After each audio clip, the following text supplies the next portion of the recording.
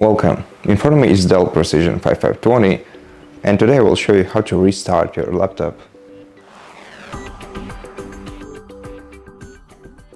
So if you can simply tap on the start button right here, then go to power options and select restart.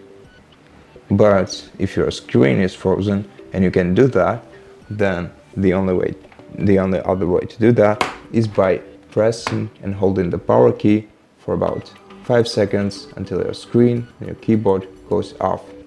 And once it does, you can press the power key slightly for 1 to maybe 3 seconds again to switch your laptop on, and this will restart your PC. And that's how you restart your laptop. Thank you for watching this video. If you liked it, consider subscribing to our channel, leave us a like and a comment below, and I'll see you in the next one.